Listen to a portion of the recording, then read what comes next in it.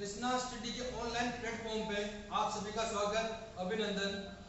अपन ने पिछली क्लास में लोक देवता पापू जी के बारे में बात की थी और दोस्तों आज अपन बात करेंगे लोक देवता वीर कल्लाजी राठौड़ के बारे में। और वीर कल्लाजी राठौड़ के बारे में बात करने से पहले अपन सबसे पहले इनकी बात करेंगे सामान्य परिचय के बारे में। दोस्तों अपन बात करेंगे इनके सामान्य परिचय के बारे में। सबसे पहले अपन बात करते हैं वीर कल्लाजी राठौड़ के जन्म के बारे में। कल्लाजी राठौड़ के जन्म के बारे में, इनका जन्म कब और कहां पे हुआ। वीर कल्लाजी राठौड़ का जन्म दोस्तों कब और कहां पे हुआ, तो दोस्तों ध्यान रखना, वीर कल्लाजी राठौड़ का जन्म 1544 ईस्वी में। वीर कल्लाजी राठौड़ का जन्म दोस्तों 1544 ईस्वी में 1544 ईस्वी में आश्विन शुक्ल अष्टमी को, आश्विन शुक्ल अष्टमी को, आश्विन शुक्ल अष्टमी को सामियाना गांव नागौर में हुआ। सामियाना गांव नागौर में हुआ। सामियाना गांव नागौर में हुआ। दोस्तों अपन बात कर रहे थे वीर कल्लाजी राठौड़ के जन्म के बारे में, तो इनका जन्म 1544 ईस्वी में हुआ। कब हुआ? 1544 ईस्वी में हुआ। और इसके अलावा अगर हिंदी महीने के अलावा पूछ ले, हिंदी तिथि के अनुसार पूछ ले, तो वीर कल्लाजी राठौड़ का जन्म आश्विन शुक्ल अष्टमी को हुआ। वीर कल्लाजी राठौड़ का जन्म आश्विन शुक्ल अष्टमी को हुआ। अगर आपको लोकेशन पूछ ले तो सामियाना तो हो जाएगा गांव, सामियाना तो दोस्तों हो जाएगा इनका गांव, और नागौर इनका क्या हो जाएगा दोस्तों, जिला। के वीर कल्लाजी राठौड़ का जन्म 1544 ईस्वी में, वीर कल्लाजी राठौड़ का जन्म 1544 ईस्वी में आश्विन शुक्ल अष्टमी को। कब दोस्तों? आश्विन शुक्ल अष्टमी को सामियाना गांव नागौर में हुआ। सामियाना गांव नागौर में हुआ। अब दोस्तों अपन बात करते हैं कि वीर कल्लाजी राठौड़ का जन्म हुआ था 1544 ईस्वी में। कब हुआ था? 1544 ईस्वी में। तो आपको इन 1544 को एक सिंपल सी ट्रिक के माध्यम से याद करना है। इन 1544 को, कल्लाजी के जन्म को सिंपल सी ट्रिक के माध्यम से याद करना है। इससे आप इस जन्म को, इस जन्म के डेट को लंबे समय तक याद रख पाओगे। और दोस्तों इनको याद करने की एक सिंपल सी ट्रिक है। 1544 को याद करने की एक सिंपल सी ट्रिक है कि कल्लाजी राठौड़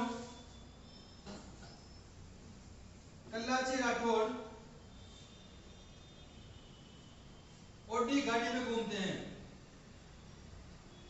ओडी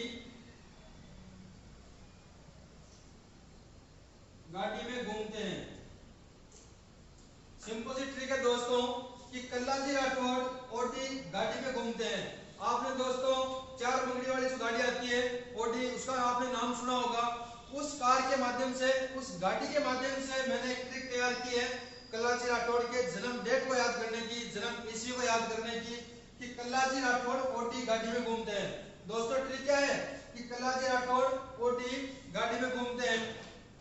आप देखना, इस ट्रिक से आप बिल्कुल आसानी से कल्लाजी राठौड़ की जन्म ईस्वी को निकाल लोगे। देखना दोस्तों कि एबीसीडी में ओ कितने नंबर पे आता है?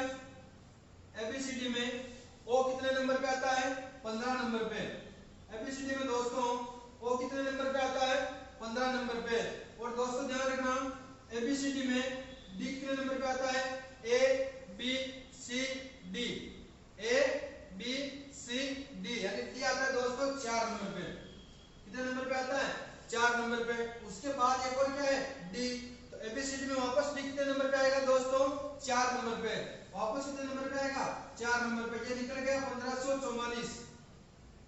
यानी आप सिंपल से ट्रिक के माध्यम से जन्म ईस्वी को आसानी से याद कर सकते हो और लंबे समय तक इसको याद रख पाओगे। और ट्रिक थी कि कल्लाजी राठौड़ ओडी गाड़ी में घूमते हैं। और ओ से हो जाएगा 15, डी से 4, डी से 4, यानी एबीसीडी में ओ कितने नंबर पे आता है? 15 नंबर पे। एबीसीडी में अपने जो एबीसीडी पढ़ते हैं उसमें ओ वर्ड आता है 15 नंबर पे, और डी वर्ड आता है 4 नंबर पे, और डी वर्ड से आराम से कल्लाजी राठौड़ की जन्म ईस्वी निकल जाएगी। फिर अपन दोस्तों बात करते हैं इनके फैमिली के बारे में।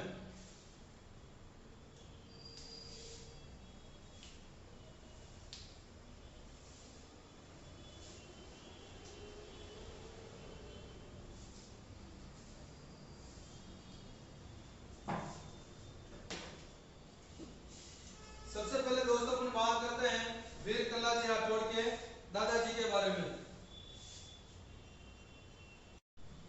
वीर कल्लाजी राठौड़ के पिताजी के बारे में, तो इनके पिताजी का नाम क्या था? आज सिंह राठौड़। इनके पिताजी का नाम क्या था? आज सिंह राठौड़।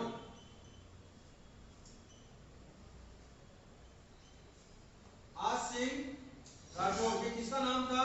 कल्लाजी राठौड़ के पिताजी का नाम। फिर इनके बड़े भाई थे, उनका नाम था जयमल जी राठौड़। जयमल जी राठौड़। दोस्तों कल्लाजी राठौड़ के दादाजी का नाम राव अचलाजी था। दादाजी का नाम राव अचलाजी था और इनके पिताजी का नाम था आज सिंह राठौड़।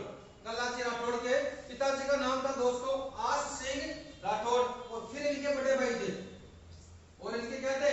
बड़े भाई का नाम था दोस्तों जयमल राठौड़। कल्लाजी राठौड़ के पिताजी के बड़े भाई का नाम था जयमल राठौड़। ये दोस्तों कल्लाजी राठौड़ के क्या लगते थे? ताऊजी। ये कल्लाजी राठौड़ के क्या लगते थे दोस्तों? ताऊजी। ये कल्लाजी राठौड़ के क्या लगते थे?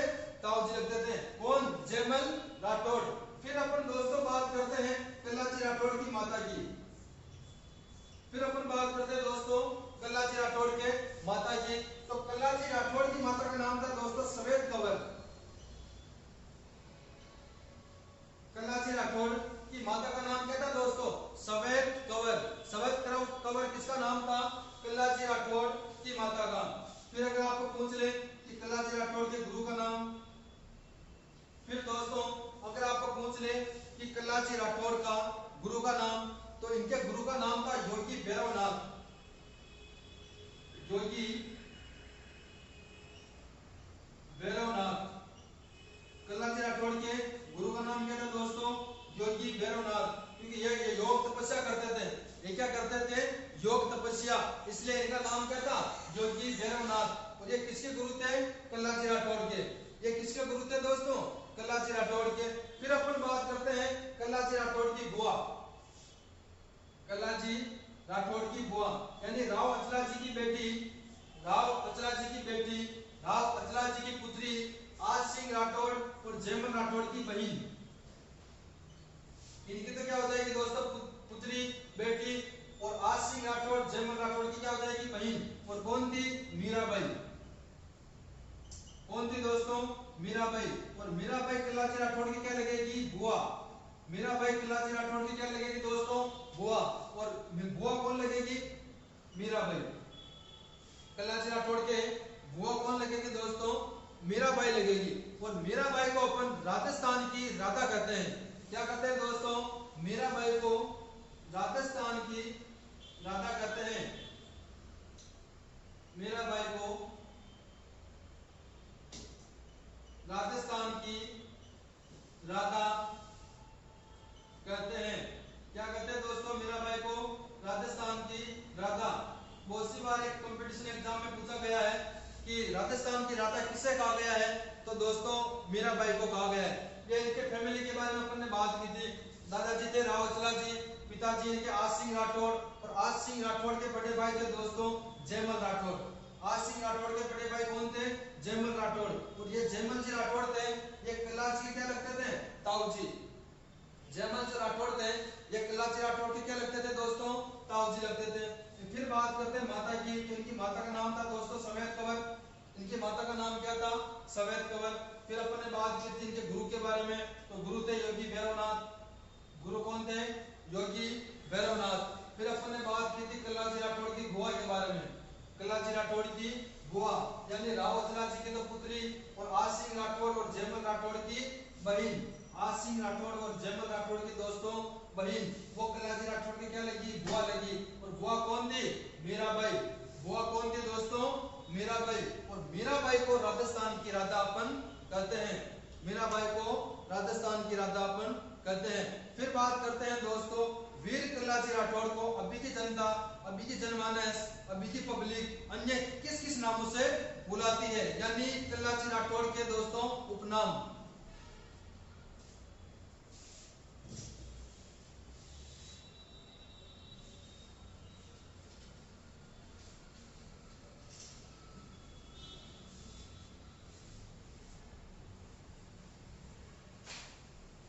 अपन बात करते हैं दोस्तों कल्लाजी राठौड़ के उपनाम के बारे में।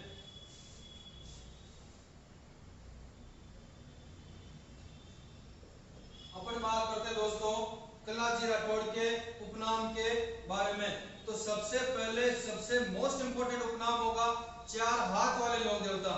मोस्ट इंपोर्टेंट उपनाम क्या होगा दोस्तों? चार हाथ वाले लोक देवता। और यही क्वेश्चन, यही लाइन एग्जामों में कितनी बार रिपीट हुई है कि चार हाथ वाले लोक देवता किसे कहा गया है, कि चार हाथ वाले लोक देवता दोस्तों किसे कहा गया है? तो वीर कल्लाजी राठौड़ को। किसको? वीर कल्लाजी राठौड़ को दो सिर चार हाथ वाले लोक देवता कहा गया है।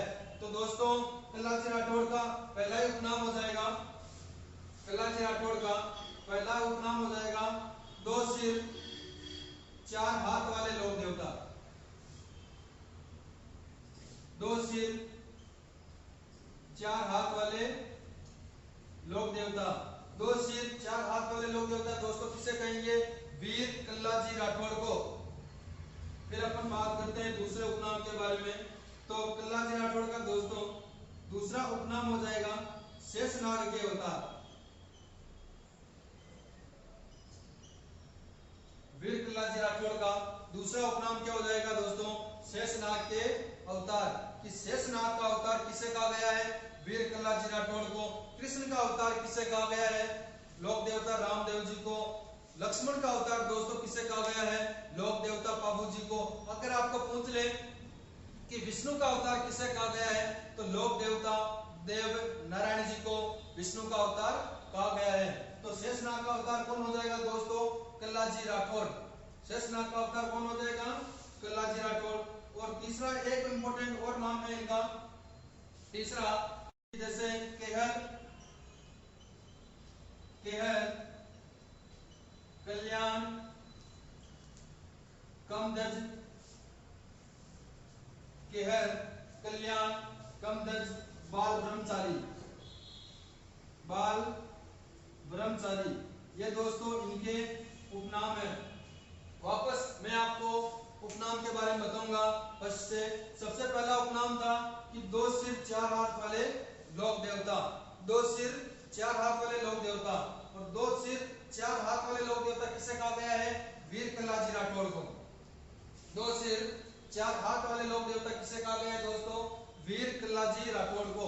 और फिर आपको पूछ ले कि शेषनाग का अवतार किसे कहा गया है, तो शेषनाग का अवतार भी किसे कहेंगे? वीर कल्लाजी राठौड़ को। फिर आपको पूछ ले कि दुल्हे के वेश में मरने वाले लोक देवता कौन होंगे, कि दुल्हे के वेश में मरने वाले लोक देवता कौन होंगे, तो भी कल्लाजी राठौड़ ही होंगे दोस्तों। फिर इनके दो चार छोटे छोटे उपनाम है, केहर, कल्याण, कामदज, बाल ब्रह्मचारी। ये दोस्तों इनके उपनाम हो जाएंगे।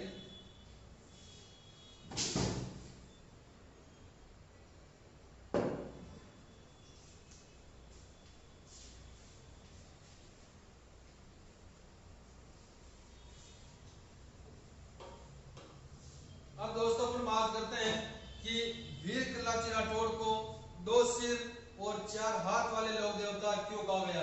अपन ने पहला जो उपनाम देखा था वीर कल्लाजी राठौड़ का कि दो सिर चार हाथ वाले लोक देवता, तो इनको दो सिर चार हाथ वाले लोक देवता क्यों कहा गया, उसके बारे में दोस्तों अपन बात करेंगे।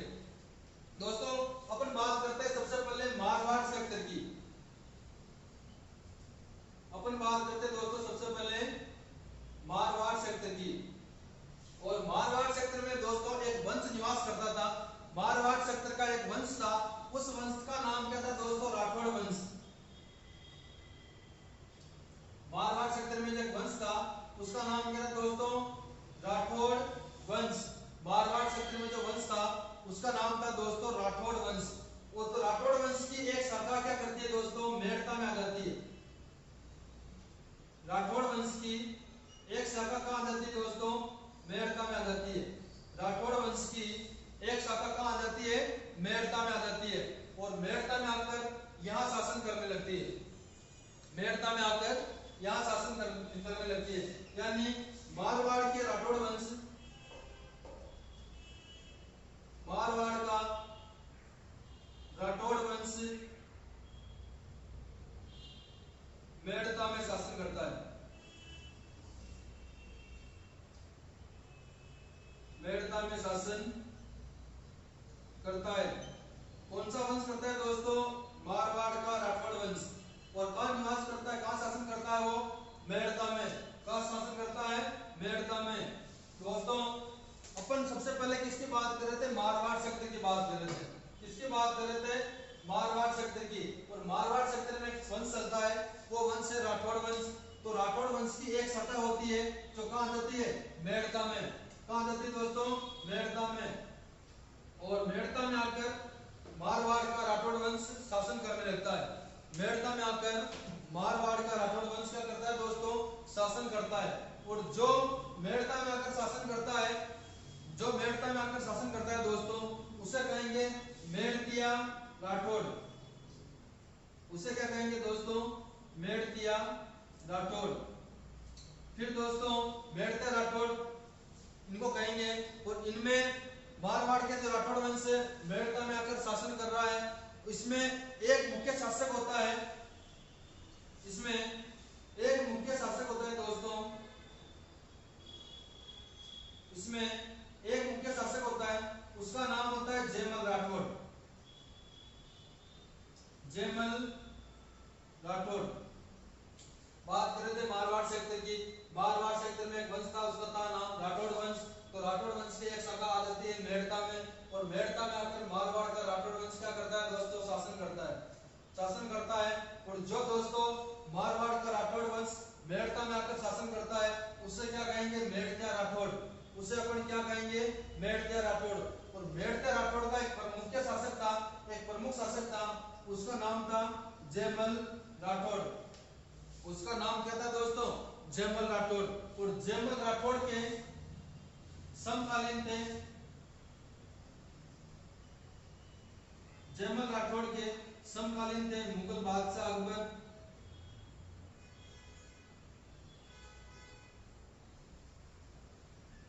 जयमल राठौड़ के समकालीन कौन थे दोस्तों, मुगल बादशाह अकबर। तो ये दोस्तों अकबर क्या करता है, दो सैनिकों को भेजता है मेड़ता। अकबर क्या करता है, दो सैनिकों को भेजता है मेड़ता। और मेड़ता भेजता है तो फिर क्या करता है, आक्रमण के लिए दो सैनिकों को भेजता है मेड़ता। और मेड़ता भेजने के बाद में क्या होता है कि जो जयमल राठौड़ होते हैं, ये जयमल जो राठौड़ होते हैं, ये अकबर की अधीनता को स्वीकार नहीं करते हैं। जो जयमल राठौड़ के समकालीन दोस्तों होते हैं मुगल बादशाह अकबर, ये कुछ सैनिकों को भेजते हैं कहां पे, मेड़ता में। कहां भेजते हैं, मेड़ता में, जहां पर मारवाड़ का राठौड़ वंश क्या कर रहा था, शासन कर रहा था। तो वहां पे अकबर ने कुछ सैनिकों को आक्रमण के लिए मेड़ता भेजा।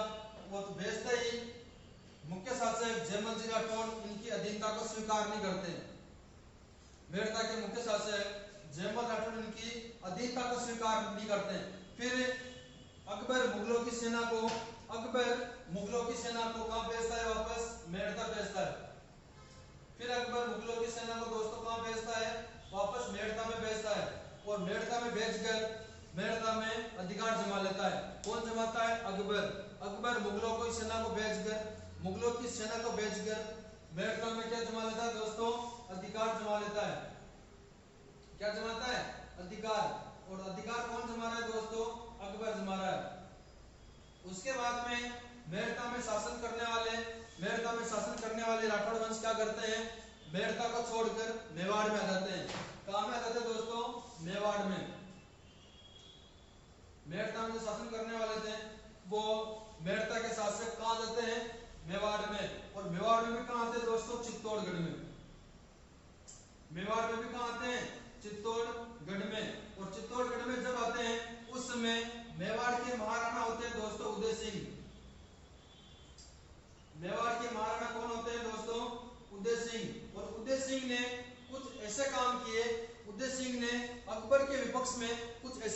किए जिससे अकबर बहुत परेशान था। दोस्तों मेवाड़ में जब मेड़ता के शासक आए थे उसमें मेवाड़ के महाराणा थे उदय सिंह। उसमें मेवाड़ के महाराणा कौन थे? उदय सिंह थे। और उदय सिंह ने कुछ ऐसे काम किए थे जिससे अकबर बहुत परेशान था, जिससे अकबर बहुत परेशान था। और जब दोस्तों मेड़ता के शासक चित्तौड़गढ़ में आ गए, चित्तौड़गढ़ में आने के बाद फिर एक बार होता है दोस्तों तीसरा साका। चित्तौड़गढ़ में क्या होता है दोस्तों? तीसरा साका होता है।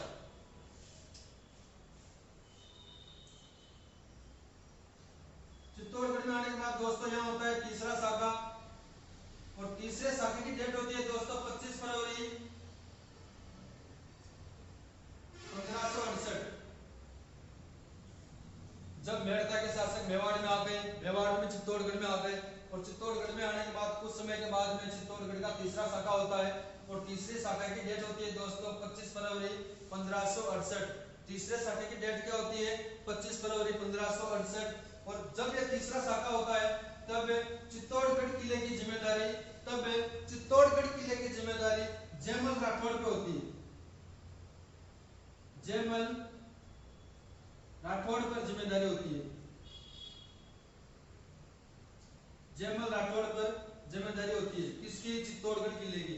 जब दोस्तों 25 फरवरी 1568 को चित्तौड़गढ़ का तीसरा शाखा होता है उस समय चित्तौड़गढ़ किले की जिम्मेदारी जयमल राठौड़ पे होती है।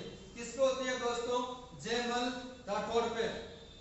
जब चित्तौड़गढ़ के तीसरे शाखा में 25 फरवरी 1568 को अकबर अपनी सेना लेकर चित्तौड़गढ़ पर आक्रमण करता है, तब चित्तौड़गढ़ की जिम्मेदारी जयमल राठौड़ पे होती है।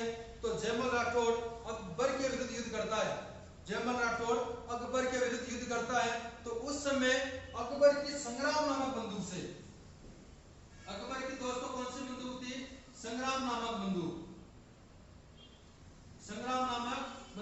तो अकबर की संग्राम नामक बंदूक से जयमल राठौड़ के पैर में गोली लग जाती है। जयमल राठौड़ के पैर में गोली लग जाती है और वो घायल हो जाते हैं।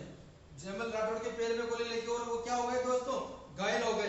घायल होने के बाद में वो लड़ने की स्थिति में नहीं रहते हैं और चित्तौड़गढ़ किले की जिम्मेदारी भी उनके ऊपर है। तो फिर इनके भतीजे कल्लाजी राठौड़। फिर इनके भतीजे कौन होते हैं दोस्तों? कल्लाजी राठौड़। ये अपने ताऊजी को अपने कंधों पे बिठाते हैं। और फिर उसके बाद में अकबर के विरुद्ध युद्ध करते हैं। ये अपने ताऊजी को कंधों पे बिठाते हैं और फिर अकबर के विरुद्ध युद्ध करते हैं। तब इतिहास में कहा गया है कि 2 सिर और 4 हाथ वाले लोक देवता, क्योंकि एक सिर तो हो गया कल्लाजी राठौड़ का, एक सिर हो गया जयमल राठौड़ का, 2 हाथ कल्लाजी राठौड़ के और 2 हाथ जयमल राठौड़ के, तो 4 तो हाथ हो गए और 2 सिर हो गए। इसीलिए कहा गया है कि 2 सिर 4 हाथ वाले लोक देवता। और दोस्तों इसी युद्ध में, इसी शाखा में, इसी डेट के दिन कल्लाजी राठौड़ की इस युद्ध में लड़ते शहीद हो जाते हैं और वीर गति को प्राप्त होते हैं। इसी युद्ध में कल्लाजी राठौड़ की मृत्यु होती है।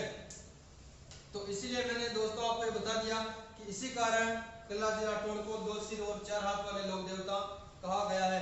एक बार मैं वापस रिवीज कर रहा हूँ, वापस देखना दोस्तों कि अपन बात कर रहे थे मारवाड़ सेक्टर की। अपन किसकी बात कर रहे थे? मारवाड़ सेक्टर की। और मारवाड़ सेक्टर में दोस्तों एक वंश चलता है, उसका नाम था राठौड़ वंश। मारवाड़ सेक्टर में एक वंश चलता है, उसका नाम था दोस्तों राठौड़ वंश। तो राठौड़ वंश की एक शाखा कहां चली गई? मेड़ता में। राठौड़ वंश की एक शाखा कहां चली गई दोस्तों? मेड़ता में चली गई। और मेड़ता में जो राठौड़ वंश, मारवाड़ का जो राठौड़ वंश शासन कर रहा था, मेड़ता में मारवाड़ का राठौड़ वंश जो शासन कर रहा था, उन्हें क्या कहा गया? मेड़ता राठौड़ कहा गया। उन्हें क्या कहा गया? मेड़ता राठौड़। और उस शासनकर्ता में से एक मुख्य शासक था दोस्तों जयमल राठौड़। एक मुख्य शासक कौन था? जयमल राठौड़। और जयमल राठौड़ के समकालीन मुगल बादशाह थे अकबर। जयमल राठौड़ के समकालीन मुगल बादशाह थे अकबर। तो अकबर के कुछ सैनिक यानी अकबर कुछ सैनिकों को भेजता है मेड़ता में। तो उस समय जयमल राठौड़ अकबर के अधीनता को स्वीकार नहीं करते हैं। उस समय जयमल राठौड़ अकबर के अधीनता को स्वीकार नहीं करते हैं। फिर अकबर अपनी मुगल सेना को लेकर मेड़ता पहुंचता है और मेड़ता पे आक्रमण करना चाहता है, तो उस समय ये मेड़ता पर अपना क्या जमा लेता है, अधिकार जमा लेता है। कौन, अकबर। उस समय ये मेड़ता पर अपना अधिकार जमा लेता है। मेड़ता में अधिकार जमाने के बाद जो मेड़ता में शासन कर रहे थे वो कहाँ जाते हैं, मेवाड़ में आ जाते हैं। वो कहाँ आते हैं दोस्तों, मेवाड़ में। और मेवाड़ में किस जगह आते हैं, चित्तौड़गढ़ में। मेवाड़ में किस जगह आते हैं, चित्तौड़गढ़ में। जब मेड़ता के शासक मेवाड़ में आते हैं उस समय मेवाड़ के महाराणा थे उदय सिंह। उस समय मेवाड़ के महाराणा कौन थे दोस्तों, उदय सिंह थे। मेवाड़ के महाराणा थे उदय सिंह। चित्तौड़ में आ गए। चित्तौड़ में आने के कुछ समय बाद में तीसरा शाखा होता है। चित्तौड़ में आने के बाद में चित्तौड़गढ़ किले पर दोस्तों तीसरा शाखा होता है और तीसरे शाखे की डेट होती है 25 फरवरी 1568। तीसरे शाखे की डेट होती है दोस्तों 25 फरवरी 1568। जब 25 फरवरी 1568 को चित्तौड़गढ़ किले पर तीसरा शाखा होता है तो उस समय चित्तौड़गढ़ किले की जिम्मेदारी होती है जयमल राठौड़ के ऊपर। उस समय चित्तौड़गढ़ की जिम्मेदारी होती है जयमल राठौड़ के ऊपर। तो जयमल राठौड़ अकबर के विरुद्ध युद्ध करते हैं और युद्ध करते समय अकबर की संग्राम नामक बंदूक से जयमल राठौड़ के पैर में गोली लगती है और वो घायल हो जाते हैं। उस युद्ध में लड़ने लायक नहीं रहते। तो इनके भतीजे कल्लाजी राठौड़ इनको कंधों पे बिठाकर युद्ध करते हैं। इनके भतीजे कल्लाजी राठौड़ इनको कंधों पे बिठाकर युद्ध करते हैं। तो एक सिर कल्लाजी राठौड़ का, एक सिर जयमल राठौड़ का, दो हाथ कल्लाजी राठौड़ के, दो हाथ जयमल राठौड़ के, इसलिए चार तो हाथ हो जाते हैं युद्ध करते समय और दो सिर हो जाते हैं। इसलिए वीर कल्लाजी राठौड़ को दो सिर और चार हाथ वाले लोक देवता कहा गया है। फिर अपन बात करते हैं दोस्तों कल्लाजी राठौड़ के बचपन के नाम की।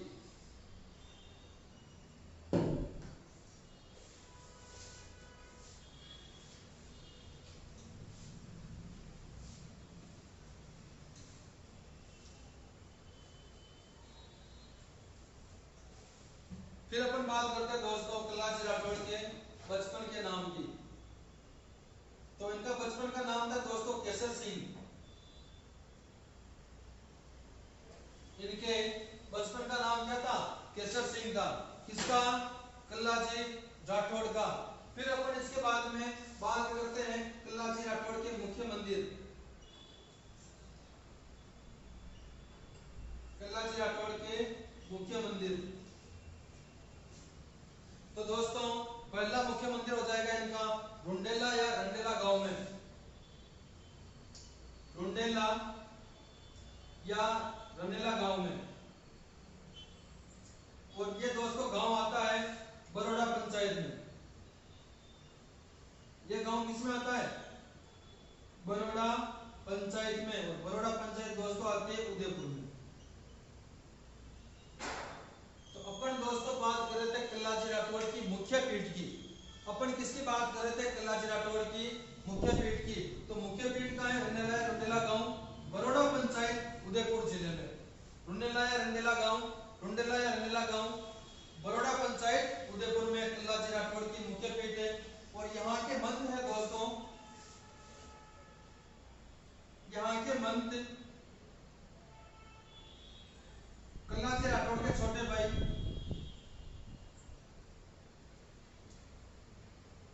यहाँ के मंत्र कल्लाजी राठौड़ के छोटे भाई तेज सिंह के वंशज है। तेज सिंह के वंशज है। कहां के मंत्र, रुंडेला गांव के।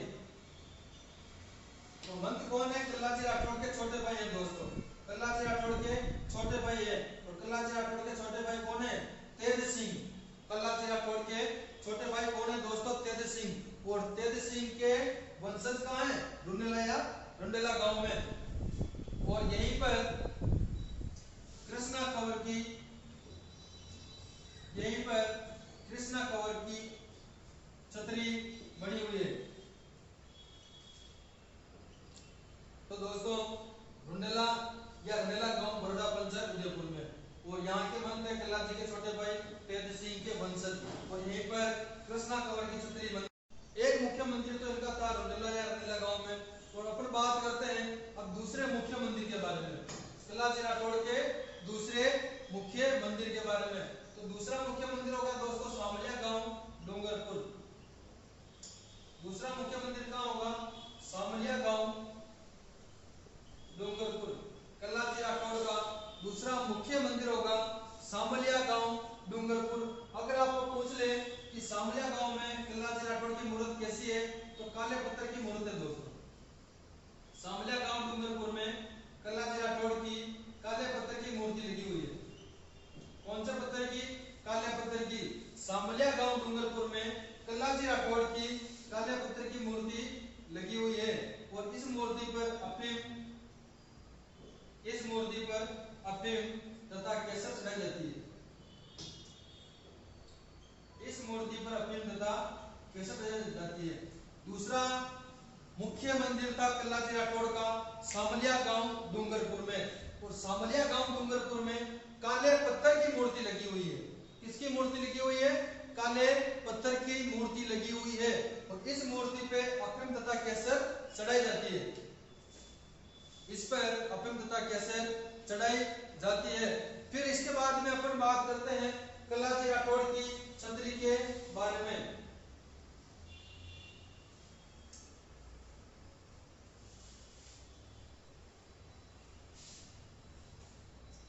इसके बाद अपन दोस्तों बात करते हैं कल्लाजी राठौड़ की छतरी कहाँ पे है। तो कल्लाजी राठौड़ की दोस्तों 4 खंभों की छतरी है। कल्लाजी राठौड़ की 4 खंभों की छतरी है। और यह छतरी है दोस्तों भैरवपोल। और भैरवपोल किसका है? चित्तौड़गढ़ किले का।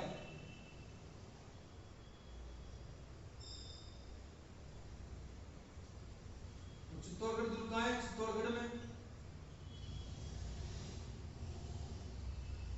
अपन किसकी बात कर रहे हैं? कल्लाजी राठौड़ की छतरी की।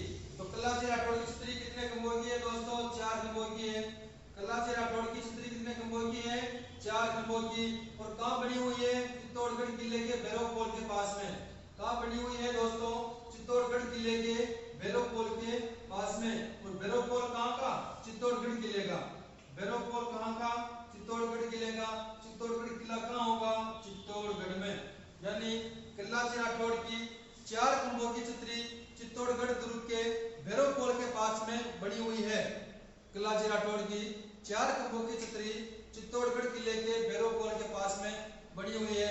और दोस्तों अगर आपको कभी क्वेश्चन पूछ ले कि चित्तौड़गढ़ किले के कितने दरवाजे थे, कितने पोल थे, तो 7 पोल थे। चित्तौड़गढ़ किले के 7 पोल थे। चित्तौड़गढ़ किले के 7 दरवाजे थे दोस्तों। कितने दरवाजे थे? 7 दरवाजे थे। इसमें से एक दरवाजे, एक पोल का नाम था भैरवपोल। इसमें से एक दरवाजे, एक पोल का नाम था भैरवपोल। इसी पोल के पास में 4 खंभों की कल्लाजी राठौड़ की छतरी बनी हुई है। फिर अपन बात करते हैं दोस्तों कल्लाजी राठौड़ के अधिक मंदिर किस जिले में बने हुए हैं।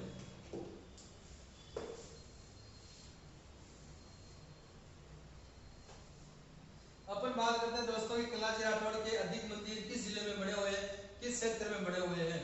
तो दोस्तों अपने राजस्थान में एक सेक्टर पड़ता है, उसका नाम है वागड़ सेक्टर। राजस्थान में एक सेक्टर पड़ता है, उसका नाम है दोस्तों वागड़ सेक्टर। और वागड़ सेक्टर में मुख्य जिले आते हैं 2, बांसवाड़ा और डूंगरपुर। बांसवाड़ा और डूंगरपुर। अपन बात करें तो दोस्तों वागड़ सेक्टर की। और वागड़ सेक्टर में 2 जिले आते हैं। कौन कौन से? डूंगरपुर, बांसवाड़ा। तो मैंने आपको बताया था कि कल्लाजी राठौड़ का दूसरा मुख्य मंदिर कहाँ होगा? सामलिया डूंगरपुर में। और उसके बाद में अगर आपको पूछ ले कि कल्लाजी राठौड़ के सर्वाधिक मंदिर किस जिले में होंगे? बांसवाड़ा जिले में। कल्लाजी राठौड़ के सर्वाधिक मंदिर कहाँ होंगे? बांसवाड़ा जिले में। यानी दोस्तों बांसवाड़ा जिले में, बांसवाड़ा जिले में कल्लाजी राठौड़ के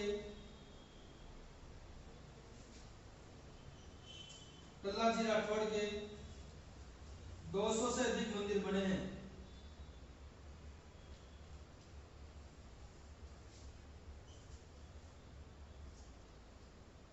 बांसवाड़ा जिले में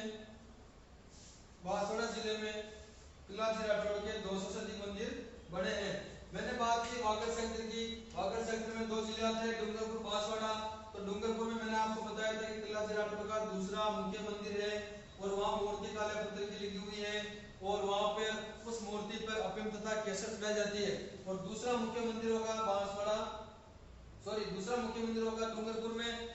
और फिर आता है बांसवाड़ा जिला। तो राजस्थान में सबसे ज्यादा किलाजी राठौड़ के मंदिर बने हैं बांसवाड़ा जिले में। राजस्थान में सबसे ज्यादा मंदिर बने हैं बांसवाड़ा जिले में। और बांसवाड़ा जिले में मंदिर भी कितने बने हैं? 200 से अधिक। कितने मंदिर? 200 से अधिक मंदिर। फिर अपन दोस्तों बात करते हैं कृष्णा कुमारी के बारे में।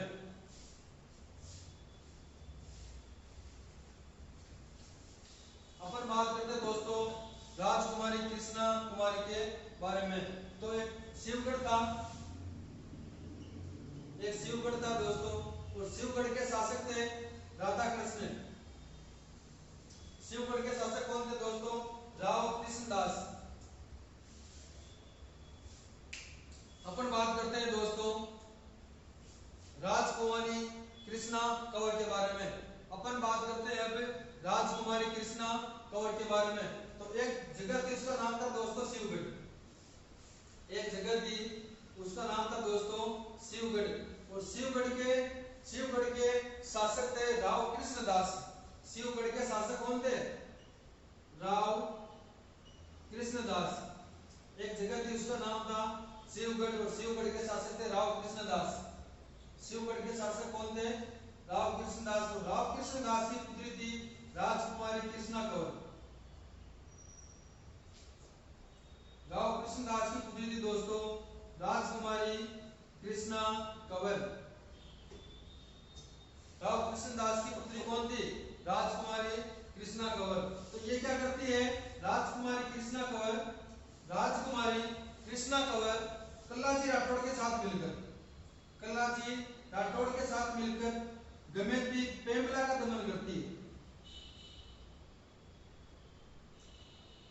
राजकुमारी कृष्णा कंवर कल्लाजी राठौड़ के साथ मिलकर दमयंती प्रेमला का क्या करती है? दमन करती है। दमयंती प्रेमला का दमन करती है। एक जगह थी उसका नाम था दोस्तों शिवगढ़। शिवगढ़ के शासक थे राव कृष्णदास। शिवगढ़ के शासक कौन थे? राव कृष्णदास। उनकी एक पुत्री हुई उसका नाम था राजकुमारी कृष्णा कंवर। उसका नाम था राजकुमारी कृष्णा कंवर। और राजकुमारी जो कृष्णा कंवर है ये कल्लाजी राठौड़ के साथ मिलकर दमयंती प्रेमला का दमन करती है। किसका दमन करती है दोस्तों? दमयंती प्रेमला का दमन करती है। उसके बाद में यहाँ से एक दूसरे से दोनों प्रभावित हो जाते हैं। यहाँ से राजकुमारी कृष्णा कंवर और कल्लाजी राठौड़ एक दूसरे से प्रभावित हो जाते हैं और एक दूसरे को विवाह का वचन दे देते हैं। किसका वचन देते हैं दोस्तों? विवाह का वचन देते हैं। कल्लाजी राठौड़ और राजकुमारी कृष्णा कंवर इसी जगह से प्रभावित होकर एक दूसरे को विवाह का वचन देते हैं, शादी का वचन देते हैं। परंतु कल्लाजी राठौड़ की मुगलों के साथ लड़ते हुए मृत्यु हो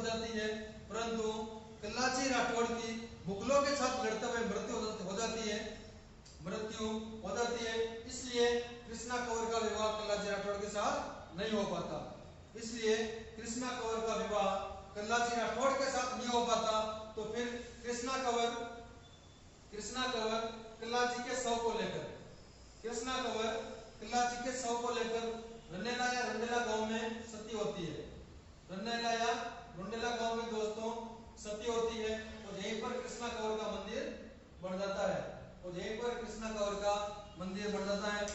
एक छोटी सी बात और है कल्लाजी राठौड़ की कि कल्लाजी राठौड़ असाध्य रोगों के चिकित्सक थे। यानी ये जड़ी बूटियों से असाध्य जैसी बीमारियों को ठीक करते थे। ये